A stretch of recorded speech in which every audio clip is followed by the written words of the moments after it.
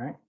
Good evening, everyone. My name is Phillip Nicholas, and I am a genealogist and a part-time MLIS student in my last semester here at the University of Maryland, College Park. And I've been into genealogy since I was young, and I've been working on my own genealogy and doing client work for about 12 years. For my background, I'm of Jamaican descent, which explains my interest in Jamaican genealogy and the West Indies. My mother was from Jamaica and my dad was born in the UK to Jamaican parents. Today, I'm conducting a presentation on tracing your West Indian ancestors and a complex story of slavery in Jamaica. I should also mention that the focus will primarily be on the British West Indies and as opposed to the Spanish and the French and Dutch. All right, so getting started. Before you start conducting your research, you will want to gather as much oral history, information, and details from your family members. These processes are vital steps for researching your ancestors. First, you want to interview your relatives, parents, grandparents, aunts, uncles, and cousins. Next, you want to take notes, but also to remember to consider the unexpected and other possibilities with listening to family lore, although sometimes there are truths to them.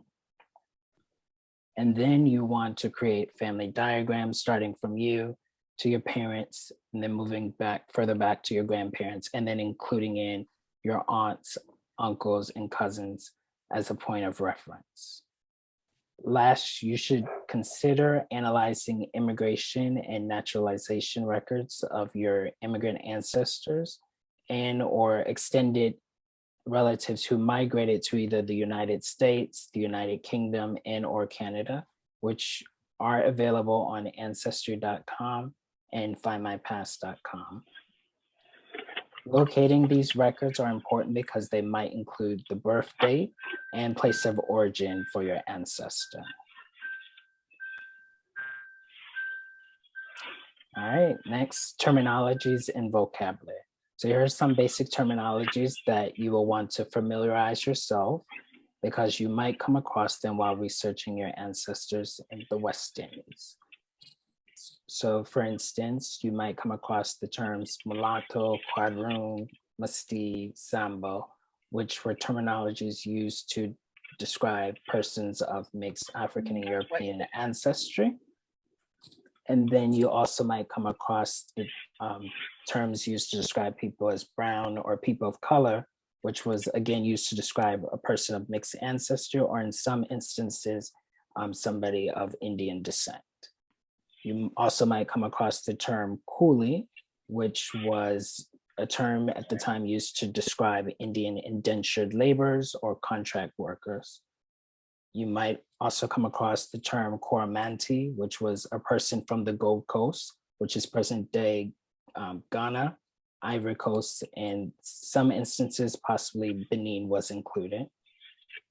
Then you might come across the term Creole, which in the instance for the West Indies, it was usually a person or inhabitant who was born on the island. You might come across Dissenters, which was an affiliation with the Protestant church, but not associated with many of the state churches in the British West Indies, which was the Anglican church. Another term is Igbo, which was a person from the Bight Biafra, present day Nigeria, and it usually was used to refer to the Igbo people.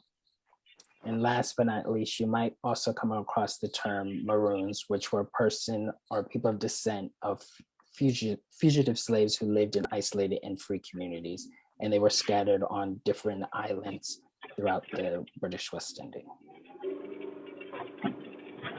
So next is the populations. So over the period of indigenous settlement and European colonization, there have been different groups who have settled, lived in, or called the West Indies home.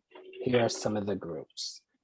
For instance, you had your West Africans who came through the transatlantic slave trade, and they were coming from Ghana, Ivory Coast, Nigeria, Cameroon and Congo, Angola, Benin and Togo, Senegambia, and Mali, among other West African countries. And you had your Europeans who came during European colonization, starting with Spain and Portugal, then the British Isles, which was England, Scotland, Wales, and Ireland. And then you had France, and as well as the Dutch and Germans come. Next thing you had your South Asians, who were mostly coming from India and mostly coming from the Bihar or Uttar Pradesh, Adwar, and the southern regions in India. Then you also had your East Asians, predominantly Chinese, coming from Guangdong and Hong Kong. Then you had your Middle Eastern groups, predominantly the Sephardic Jews who were coming after the Spanish Inquisition and settling in Spanish settlements in the West Indies. And some of those settlements, when the British conquered some of the islands, they remained on the island. Then you had Lebanese, Syrian immigrants coming in the later 19th century. And then, of course, you had your native and indigenous populations that were spread out throughout the West Indies, the Arawak, Taino, and Caribs. So next, it's important to understand the geography and the changing borders of parishes and or districts in the country you're researching. For Jamaica, there are currently 14 parishes and 3 counties in Jamaica. The parishes being Clarendon, Hanover, Kingston, Manchester, Portland, St. Andrew, St. Anne, St. Catherine, St. Elizabeth, St. James, St. Mary, St. Thomas, Trelawney, and Westmoreland. Then you had your 3 counties, Cornwall, Middlesex, and Surrey. And the concept of a parish in Jamaica is like a state in the United States. And then next, it's also important to understand while conducting your family history that there were many parishes before, and some of the towns were part of a different parish. For example, you could have family from the parish of Manchester, but when you're researching your ancestors in 1811, you will realize that the parish didn't exist. And perhaps your ancestors may have lived in either St. Elizabeth, Clarendon, and or Vere, since Manchester was created from those 3 parishes.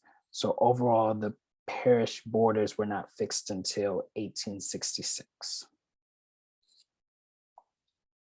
Then next, for Barbados, like Jamaica, parishes were established on the island in 1629 after the English settlers arrived. The English initially established 6 parishes, which was St. Lucy, St. Peter's, St. James, St. Thomas, St. Michael, and Christchurch.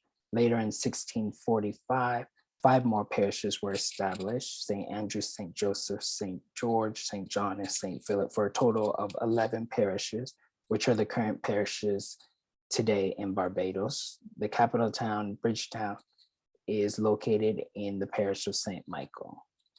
And you will want to research and understand the parishes and districts for countries in the West Indies before conducting your family research.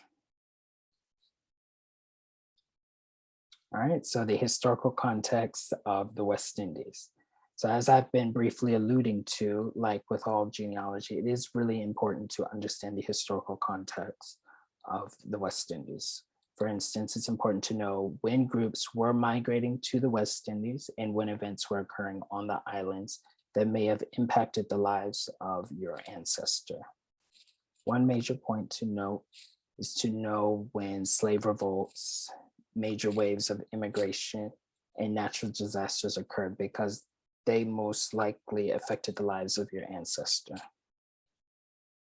For example, in the late 19th century, there was waves of people in the West Indies coming from Barbados, Jamaica, the Bahamas, and other islands migrating to Latin American countries like Panama to work on the canal in Colon, or going to the sugar and banana estates in Cuba and Costa Rica, among other Latin American countries.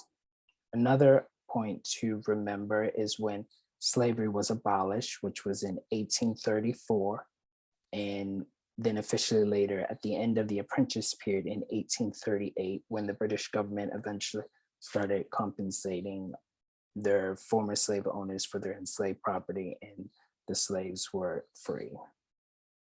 So therefore, it's important when researching your ancestors that you know what records will be specific to you.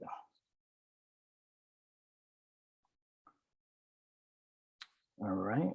So what's available? Luckily for those researching their ancestors in the West Indies, there are many readily available resources online. The primary source that will be most relevant to researchers interested in the West Indies is Family Search, which I've included the URL. There is no subscription fee. All you have to do is create a username and password in order to access and view the records. So for Jamaica, you will want to view the Jamaican Civil Registration from 1880 to 1999, and also the Jamaican Church of England Parish transcripts from 1664 to 1880. The civil registration records are primarily your vital records, so your birth, marriages, and deaths. Then the Church of England records are mostly the Anglican records for baptisms, marriages, and burials. And in some of those records, they did have dissenter records, but those are only the marriages that were available. Also on Family Search for Jamaica, they had some wills from 1756 to 1930, so that will be also key. And then another key resource is the Jamaican Family Search.com, which contains wills, deeds, almanacs, newspapers, and many different other kinds of resources and records that you might want to take a look at. Next, for Barbados, the records available on Family Search will also be relevant to you, which I've highlighted. So you have Barbados baptisms, burials, more church records of baptisms, marriages and deaths, marriages again, and then you also have your civil registrations, which are your vital records. Most of the records that have been transcribed on Family Search are primarily birth records currently right now. And then for Barbados, Family Search again will be most relevant in terms of locating vital records, which they have birth, marriages, and deaths. Some of them have been transcribed already on their website. Now, there are some indexes also available for the islands Anguilla, St. Kitts and Nevis, and Grenada currently on the website, but most of the country's records are in the repositories on the islands or in the former colonial offices.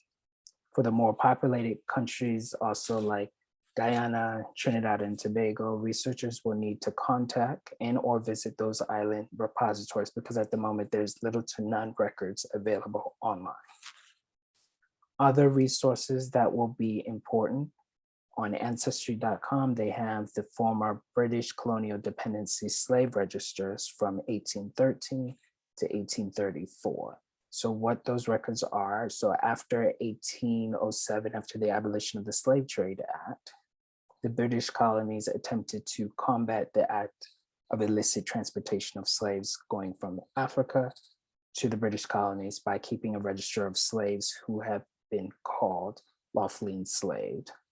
So the registrations generally occurred every 3 years. So for some, like for Jamaica or Barbados, it'll start maybe 1817, then it'll go into 1820, 1823, 26, 29, and then to 32. And those records will include the enslaved's name, origins, and in most cases, sometimes the mother of the enslaved. In addition, it's also important to know, like the West Indies, they do have census records, but those records contain mostly statistical information, and they do not list names of people living in countries like, for instance, the US, which includes more descriptive information, which would be more of use. So you won't really have that advantage of using census records. Another resource that you want to be keen with to know is, so you can use Find My Past, because they do have also some immigration records.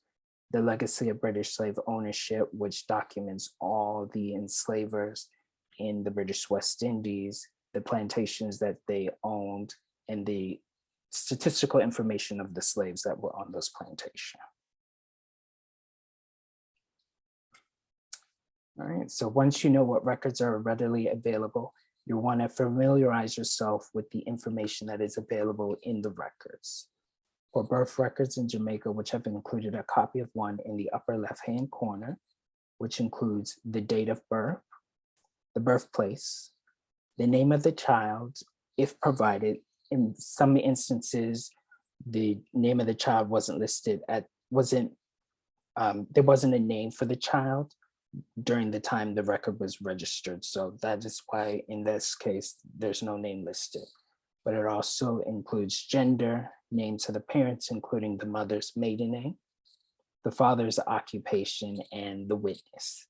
Now, if the parents are not married, only the mother's name of the child is listed in her occupation due to an Old English law, which has been changed for recent births.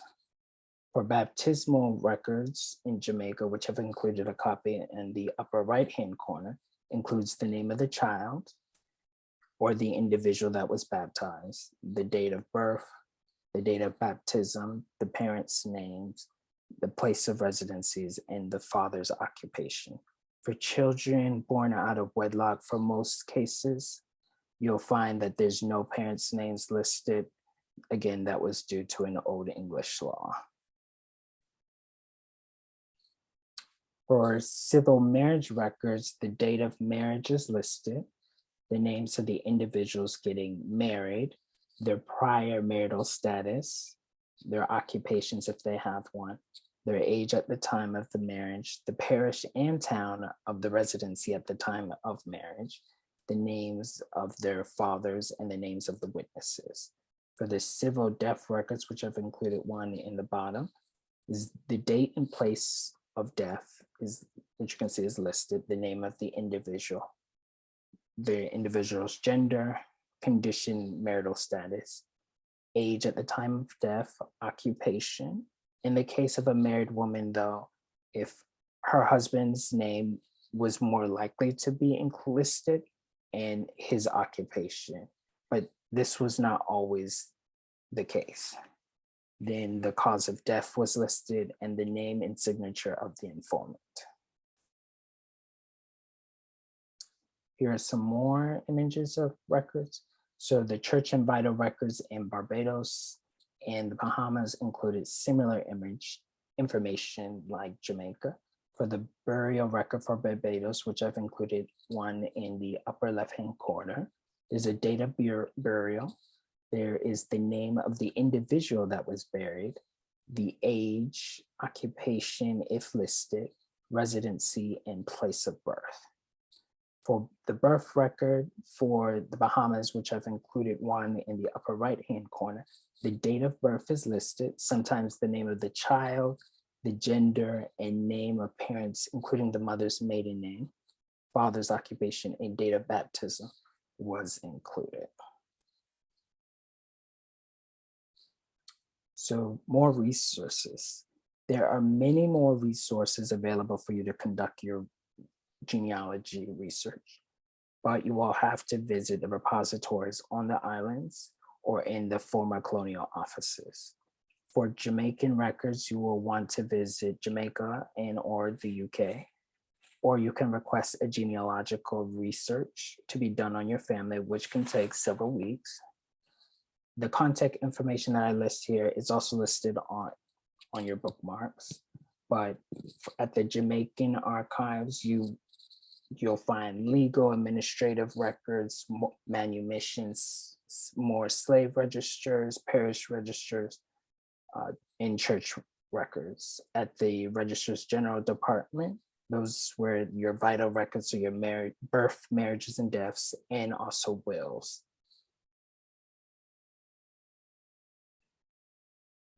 For Barbados, you will want to visit the archives and the registration office to acquire the latest vital records, wills, deeds, almanacs, and administrative records, among many other records that are available. The same goes for the other islands in the West Indies. You will want to visit the repositories and or contact them to see if they can provide a consultation and or research. And then now that you have a better understanding of what the records and resources are available, you'll be ready to conduct your research. All right, so a complex story of slavery. So while tracing one of my ancestors on my Lewin line, I uncovered the name of my 3 times great-grandfather, George Nicholas Lewin, from the baptism of his son, James Lewin, my 2 times great-grandfather. And through a combination of death and baptismal records, I was able to learn the names of George's parents, which was David Sutherland Lewin and his wife, Damsel Martin, which I've included here on the side, a little small tree, and one sibling, a brother named James McDonald Lewin. Now they lived in Hayes, Clarendon, and I learned that many of the men in the family were carpenters and masons. And I also noticed on marriage records of other relatives that my 4 times great-grandfather, David Lewin, could write and appeared to be well established in the community, which I found was a little bit interesting, given that he was most likely born during slavery, since remember, from the historical context, slavery ended in 1834 and then officially 1838. And gathering that, knowing that information, and then gathering the information that George and James was born about 1851 and 1849, it was most likely that David Lewin was born around slavery. So I thought perhaps he was born free since he was able to write. So I decided to search for a baptismal record, but I couldn't find one. So then I decided to search for an entry of him in the slave registers. And luckily, I was able to find an entry for David Lewin in an 1820 return for the Brazalito plantation in the parish of Vere. So Vere at this time, which is later on becomes part of Clarendon, but here it was in the parish of Vere, which I've highlighted it's the uppermost record, and David is listed as Negro. He was 2.5 years old, so he was born about 1817. And he's listed as a Creole, so he was born in Jamaica, and his mother was Elizabeth Lewin. I later found an entry for his brother, George Nicholas Lewin, his mother, Elizabeth Lewin, and Jane Lewin in the 1817 return for the Brazalito plantation, which I've highlighted in the preceding records below. Through this discovery, I realized that my 3 times great-grandfather was named after his uncle, George Nicholas Lewin, and Elizabeth and Jane were common names in the family. These entries were confirmed as belonging to my family, and that my Lewin family were indeed former slaves. Later, when I was doing some research online, I came across a genealogy book which included information about the Parker family who had owned the Brazalito plantation in Vere, among other states in the parish and in other parishes. There was a list of slaves of the enslaved people on the Brazalito plantation in 1796, including also for Hillside and Chesterfield. These are other plantations that they owned in Vere. Now, I found an entry for a James Lewin listed as a bricklayer, which I've highlighted. It's under Schedule A, which I was able to match up. That was the Brazalito plantation. This additional Lewin on the estate seemed to confirm some family stories that I've been told, that there was more family members who also whose descendants also lived in Hayes. So I was curious, why was James Lewin not listed in an 1817 returns for the estate when I went through and found David and his brother George and his mother Elizabeth and his aunt Jane? So I started to wonder, did he die before then or was he freed? So my next decision was to decide to look for a manumission record. Luckily, I did find a manumission record for James Lewin, which I've included a copy on the left-hand side.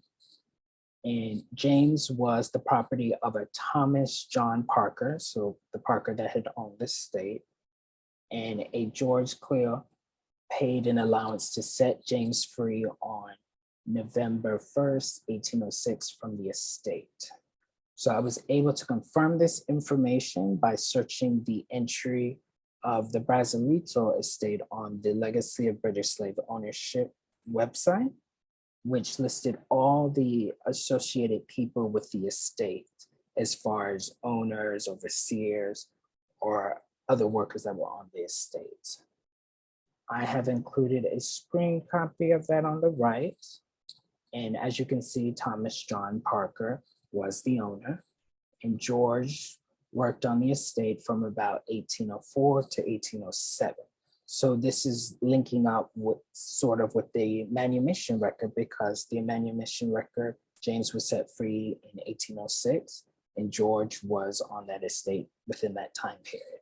So after reading the manumission record, I was curious, okay, so why was James set free? Because there wasn't much clear distinction and detail for why in the manumission record. And then I was also curious about what he was doing for about 28 years before slavery was abolished in 1834 as a free man. So I continued to start looking for more information, which I later came across an entry for James Lewin in the slave registers. But this time he was listed as a slave owner and of 6 people. So here you can see his name is listed, which I've highlighted in yellow, and his mark for his signature at the bottom, which I've highlighted. So this information was really shocking to me, given the fact that he was a former slave in 1806.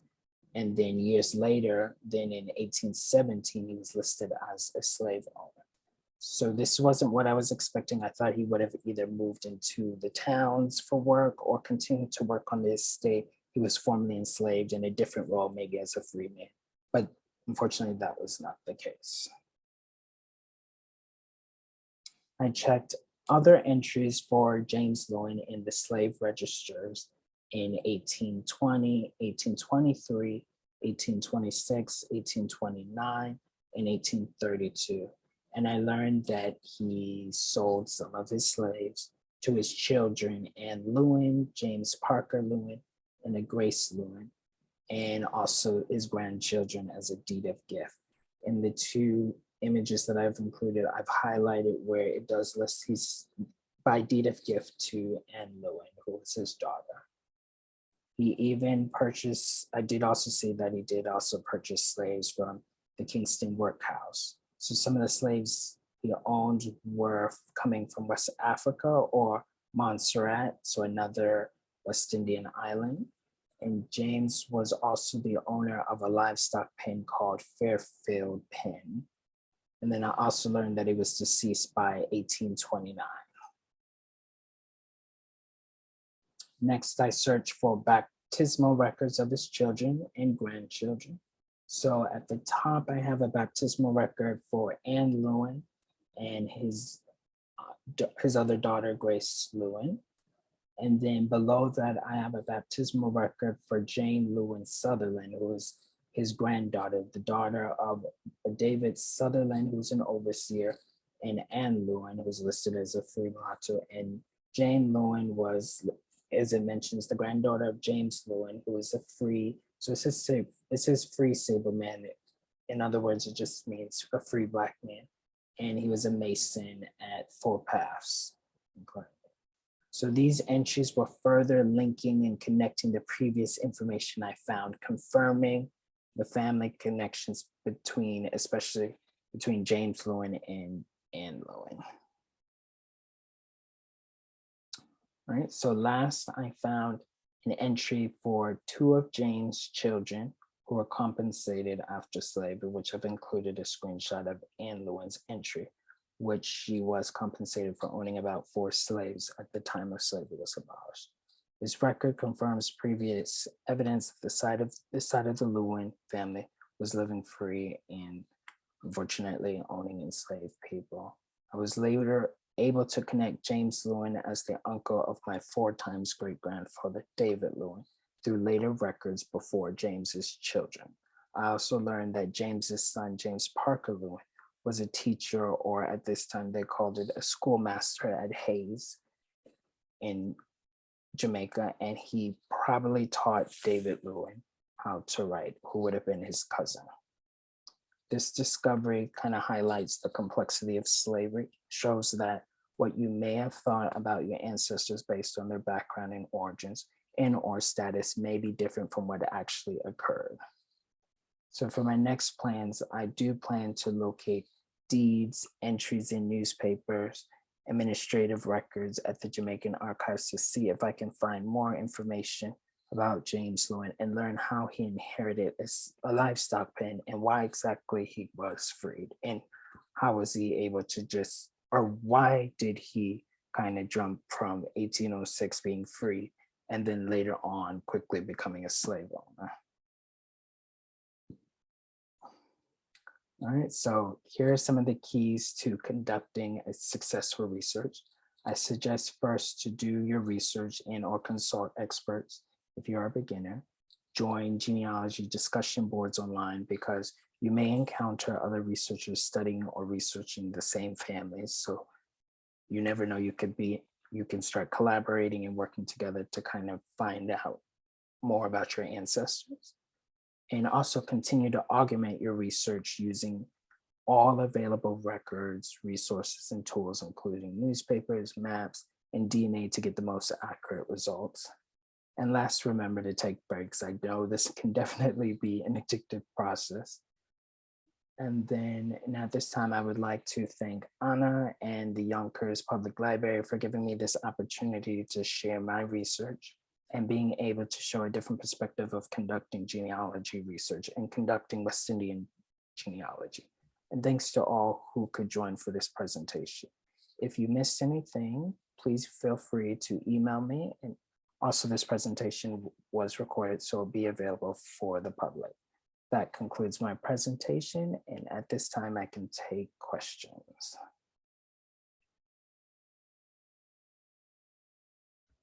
Thank you, Philip. Mm-hmm. What a wonderful research. It's so in depth with and in connection with the history of each region. It's really fantastic. I hope everybody could be able to go so in depth and find their histories. So everybody, any questions, please? There were a few questions in the chat, Anna. Okay. Let's see. How would you find out the burial site and location, I guess, of family members? Okay, so you would first want to look for the burial records or for your ancestor, and it should list where they were buried. And then you can kind of compare that with a map of the island that you're interested in, or that you're doing the research and that you're looking for that ancestor and kind of try to locate it. Now, sometimes the names of where the individual was buried may not be on that current map. So you might have to use maps from the different time periods. I hope that kind of answered that question. That was Debbie B. Did that answer your question, Debbie? It kind of does. The problem that I'm having is that my last name is Beckford, and it's very popular, very common.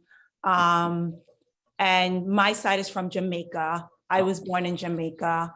But the issue I'm having is that when my father passed away, the family in Jamaica called, but the death certificate doesn't match when they claim he passed away. So I'm a little confused, and unfortunately, I wasn't able to go to the funeral. So I don't know if I have the right Beckford. That is probably a case, because yes, Beckford is a very common name.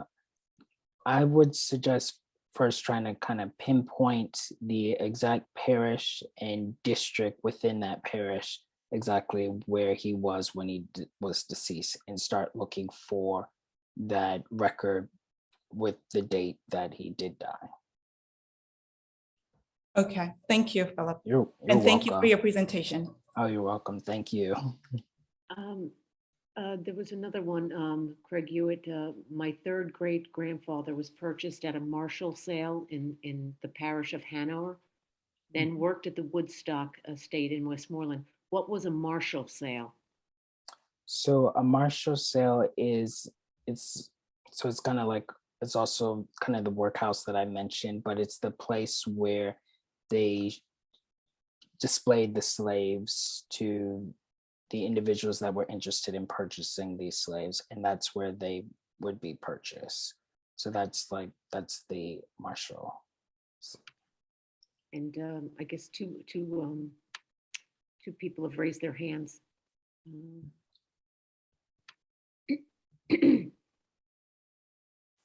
Yeah, okay, hi. So I wrote my question in the chat. Can you speak to the biggest difference about the archival records available for US citizens versus the ones provided to Jamaicans and people from Barbados? Yeah, I can definitely do that. So the archival records, I guess I would say the archival records in the West Indies, in particular Barbados and Jamaica, especially for people of African descent going back to slavery, there's much more detail as opposed to obviously the records available for people of African descent in the United States, because many times their names are not listed because they weren't baptized, or the slave owners didn't care to list their names. They were just sometimes marks. So in the West Indies, you'll get a little bit more detailed information regarding that. Thank you. You're welcome. There were some more Yes. questions. Troy? Laurie, Yes, thank you. I was having a little bit of a problem like the other person before me, where I was able to find, I believe, my grandmother's information on one of these free available websites. But once I went past her, it got a little fishy, where the second person, who I believe were her parents, they seemed to check out all right. But then apparently the person before them was born in England, 1850. Then it has it listed that they had a child in like 1904. And I said, well, that doesn't match up.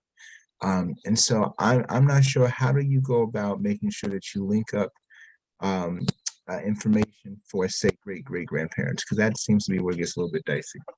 Okay. So I'm wondering too, if the ancestor that you're looking for, probably there was somebody with the same name, because I've come across that where within the family, there'll be multiple, you'll have like cousins with the same name. So it can get kind of confusing. So maybe you were looking at a relative that was born, I think you said in the 1850s, but then also there was a child born in 1904.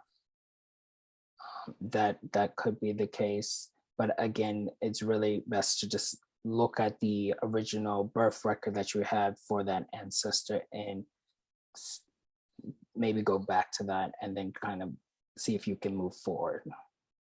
Kind of hope that answers your question. Well, thank you.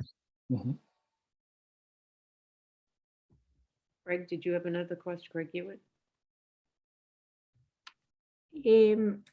I wanted to ask if proportionally, are there more records available, like accessible be online, or there's much more in the archives in the different towns? And so yes, there's definitely more records available within the repositories on the islands. But I will say for Jamaica and Barbados, there's extensive amount of information that has already been transcribed and available. It's really accessible online, specifically on Family Search. They do have a lot of those records where you're able to continue to move further back. Now, Ancestry does also have those records, but they only list the index version. They don't, whereas on Family Search, you're able to go in and look exactly at the record. Ancestry, just the record. And And also, do they constantly continue digitizing records? Yes. So we have to keep checking. Yes. If we don't find what we are looking for now, maybe in a year or a little more, we could find more. Yes, yes. Family Search is definitely constantly updating their records as they're slowly transcribing and uploading that information. So going through getting the metadata that they need to make the search more easier for people to quickly find the records that they are looking for. So yes. Is there any way to ask for a record of a repository that hasn't been digitized, or some way to push for that digitation, or that's a So that's a challenge to definitely to reach out to some of these repositories on the islands to push for digitization, because they're already struggling with lack of funding to do that, and also staff. So that's a challenge, but you can definitely reach out to them. They're more than welcome to look for the records that you're really keen and interested in. Mm-hmm. And you're also welcome definitely to, I guess, if you do have the funds, to set up like a vacation trip to go to one of these islands to do research. That would be wonderful. A family search trip. Yeah. Have you done those, like specifically to research your family tree? Have you done trips? Yes, yes, I have. I've been to Jamaica several times, to the National Archives at Spanish Town and also the Island Record Office to do research. Is it hard to access? Do you have to be a national? Is it different if you're American, or if you don't have a Jamaican passport, for example?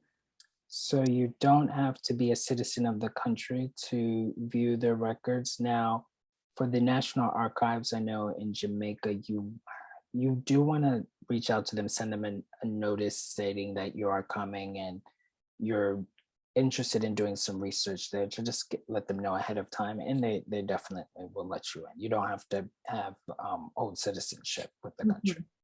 So they can prepare the archives or the records that you are looking for. Like many archives. Yes, are correct. like that, no? Yes, definitely. And Yeah. I would say, especially around this time with the pandemic going on, you definitely want to reach out.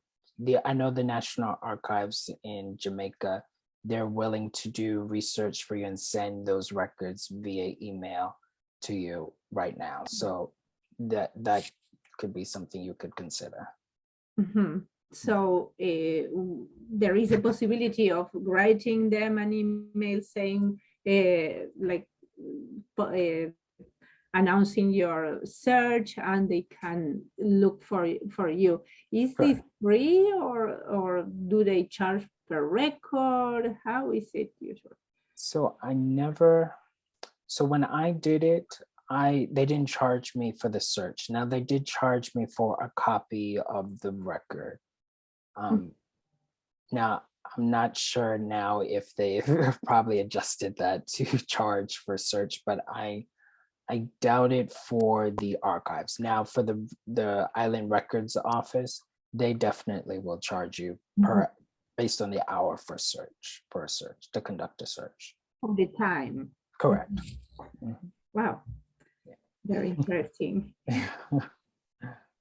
I think Craig Hewitt has his hand raised. Did you want to ask? Okay. Thank you so much for your presentation. For those of us who are stuck in between after emancipation and the apprenticeship period, so I was the one who asked the question about the Marshall sale. Okay. So out of that, I know where my ancestor ended up, But Mhm. in the sale, how can I track back to find out where he, and I believe two of his siblings were also listed on the 1832 register. So where Mhm. can I track back? And then is there such a thing? Where do you find manumission records as well? Thank you. Yep, you're welcome. So Manumission Records are available at the National Archives in Jamaica. So there you can find them also on JamaicanFamilySearch.com.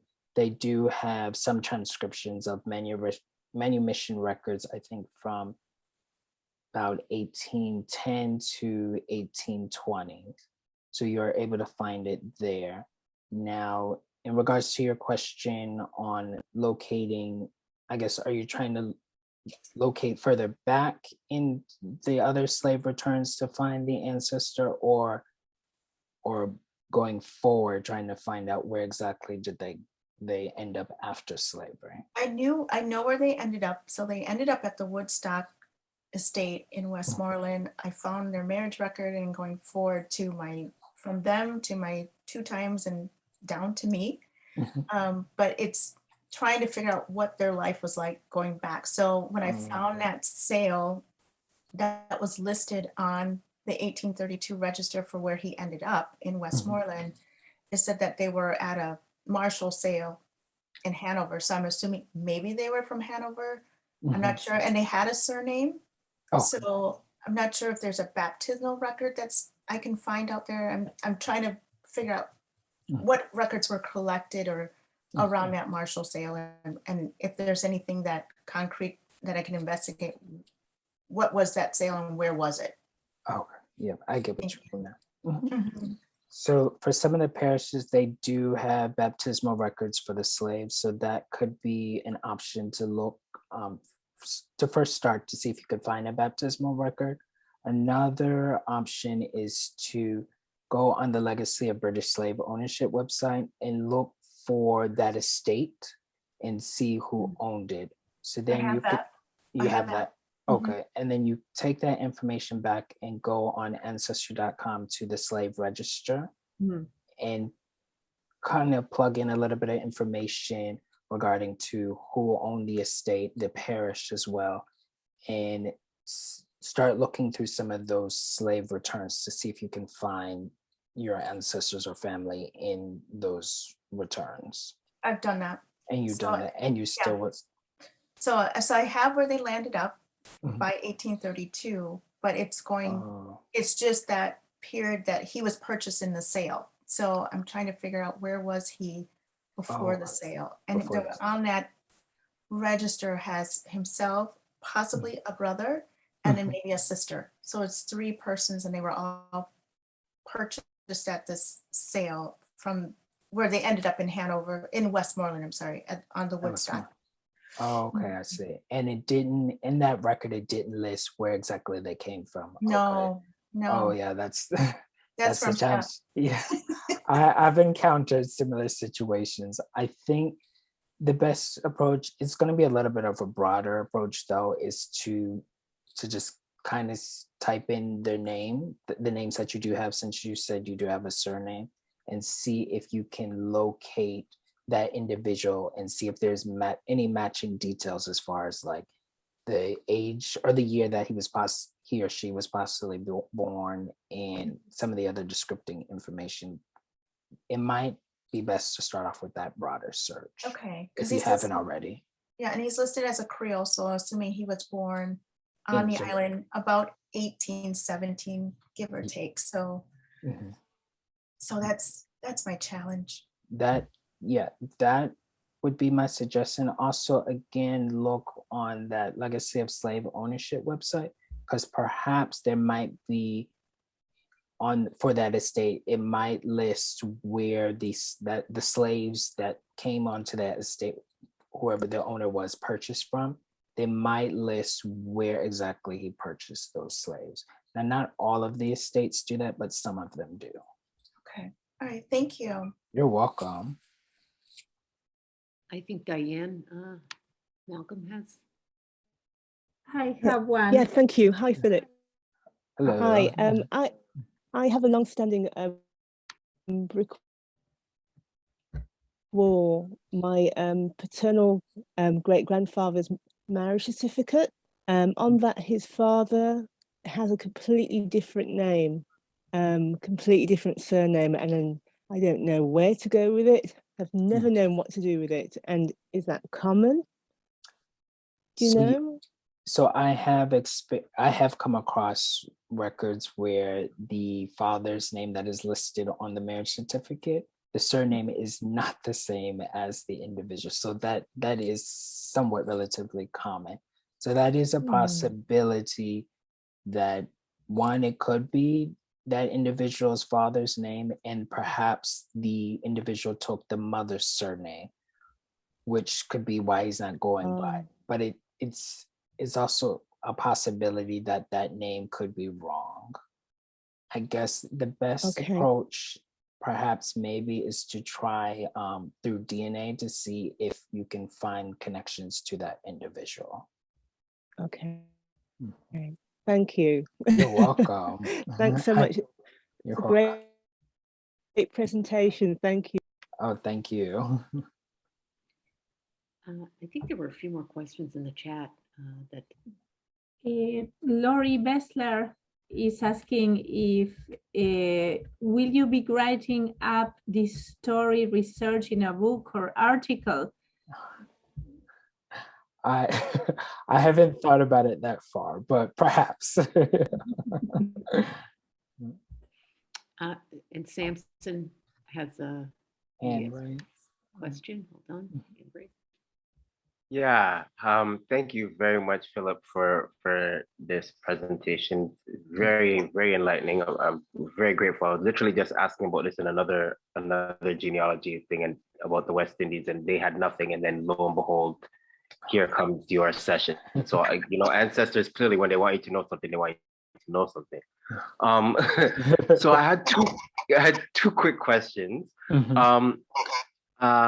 Is there a specific type? I had written it in the chat, but is there a specific type of registry that one would check for formerly enslaved Black Americans that immigrated to the West Indies after the Civil War? So I know, for example, that there are many ancestors and even Geechee ancestors that had volunteered to fight on behalf of, to get themselves free. And then afterwards, many wound up moving from there to Trinidad.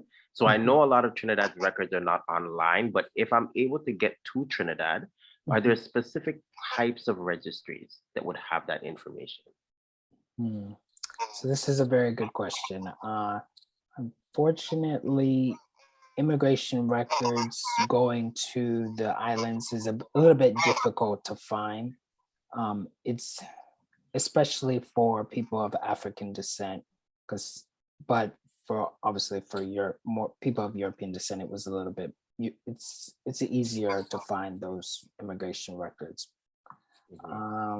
It might not exist, but it doesn't hurt to go to reach out to Trinidad to see if that record if those records do exist.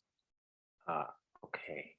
Thank you. The second question, and my last question, I think, is for islands that were under Britain, that may not have their records online, like on Family Search, etc.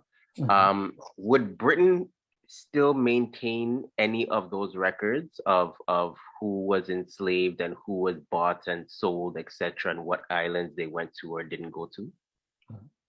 So the British, they only maintain the records for their current territories. So if the island is a republic or part of the British Commonwealth, they contain their own records. Now, however, the UK does have all the slave registers that has been digitized on Ancestry at their National Archives at Kew. But most of plantation records, they would be on the island. It's also a possible, there are some plantation records though that are in the UK that went with some of the slave owners, especially the absentee owners that were living in the UK. There are in some of the local libraries, like you might find some at the London Public Library or some other libraries that are in the UK. Okay. Thank you very, very much, Phillip. You're welcome. Sorry, I think Craig Hewitt has another question. Sorry, I just wanted to help out the gentleman who just asked a question about Samson, I believe. I'm half Trini as well, so I have the same dilemma. But so I have ancestors who left the US from the War of 1812 and migrated to Trinidad. So you probably know about the Americans. What I have done in the last year or so was actually, I've tracked down the state that they came from, which was the state of Virginia here in the States. And I actually joined a genealogy group in Virginia. And so that has been really helpful to track down the area where they came from. And then there's some, if you contact the State of Virginia Archives or Library of Virginia, they do have some records of the well, let's just say when they were recruited by the British, the proclamation, I was able to find that online, and then go from there and try to track down the slave owner where they came from. So if you go to the Library of Virginia or the State of Virginia Highway website, it's, believe it or not, they have the markers where the slaves were actually recruited by the British. So it's a little bit of a roundabout, but you'll get records that way. And if you do send a query down to Trinidad, 50-50 chance you may get a reply. Wow. Okay. Yeah. The struggle that I'm having is that those specific ancestors, I'm not sure if they're coming out of South Carolina, North Carolina, Georgia, or Virginia. That is the issue. So I'm not. Right. Yeah. So I'm still working in that direction, but I appreciate that information very, very much. And do you know where your family settled? My family settled. Well, it's interesting because I have family that came from Madeira and went to St. Vincent, and then I have family that came from St. Vincent and went to Trinidad and settled in Port of Spain and in Levantville, and then the Americans that came over. So I'm not 100, you know. if they more than likely if they settle south, well, you know, as we say south. So if they settle south, San Fernando area, Williamsville, all of that down south, then if they were Baptists, more than likely they were Americans. And then and if you know what company, if it's first, second, third, fourth, we were fourth company. Right. Then there's a book out there called The Company of the Americans. The gentleman died by John Weiss. It's hard to find, but it's in some libraries. If you're able to get that, it has the listing of all the companies and who settled where by surname. So if you're able to, if you know your surname, that will be able to help you search back a little bit too, by what state. Can you repeat the name of the title of the book? Or if you can even type it in the chat, that would be really helpful. That would be okay, sure. And if you want to send me your email too. Yes, I will. Bless you. Thank you so much. Oh my God. You're welcome. Thank you. I know that we're getting close to time. I think Rebecca Tate had a couple of questions. Approximately how long were your research trips? I think the longest was about 3 weeks. So it wasn't too long. Like I didn't spend months there, but that's generally about the time. And have you had to search the Spanish archives? No, I haven't had to search the Spanish archives. I'm assuming, is she referring to the archives at Spanish Town or Spanish archives like Spain? She said it followed it up to your trip, so I have a feeling she meant the Spanish Town archives. Yeah. Yes, yes, I've been there. Yeah. And one other one. What about the United Fruit Company? Are there records? There are records, I believe, for the United Fruit Company because I think they were involved in regards to when some of the guest workers were coming over to the United States. There are records, I believe. Okay. There is another message here from Tina. it is possible that Black slave owners purchased slaves in order to actually give them freedom. So that is a possibility, but that isn't always the case as well. Some of them were also trying to assimilate into the economy that was on some of these islands, the enslaved slavery economy, sadly. So I think Debbie had a question. For the Maroons in St. Thomas, are there any records for them? Because they just didn't conform to much of anything. They were just like living their lives in St. Thomas, so to speak. How would you, approach that? So I haven't actually checked specifically for the Maroons for St. Thomas, but I do know that on JamaicanFamilySearch.com, there are lists of Maroons that were in Jamaica certain time periods. So I'm not sure if you've already checked those lists, but that may be an approach to do. Okay. Thank you. You're welcome. Were there any other questions? Somebody else put something in there. I They'll keep coming. know. This is good. I think we have to go for a double. Phillip, please don't forget to let us know how to keep in contact with you for any other information. Please. Yes, definitely. My email address is listed on my PowerPoint, and I will make sure to get those, to make sure it's sent out, as well as this presentation was recorded, so that you'll be able to see.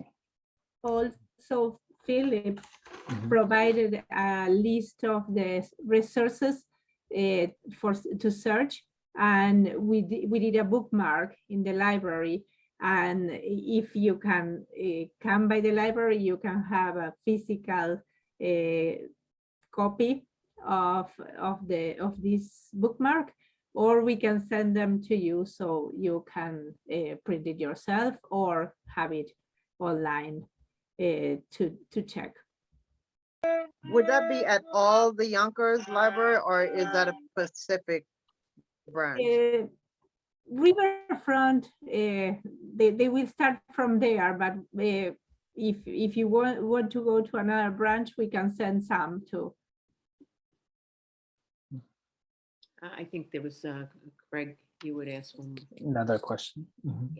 Yeah, I do see that one. So the slave owner compensation records, the original records are housed in the UK, but you can get access. You can access the transcribed records on the Legacy of British Slave Ownership website. Thank you so much. You're welcome. Fabulous. Thank you so much. Oh, you're welcome. There was just one other thing in the chat. I don't know, the Trinidad and Tobago genealogy Facebook group is quite vibrant and the membership is growing. And the Facebook groups for Jamaica for the parishes are also very active. So definitely, and the Barbados, join them all. All really good. Join them all. Yeah.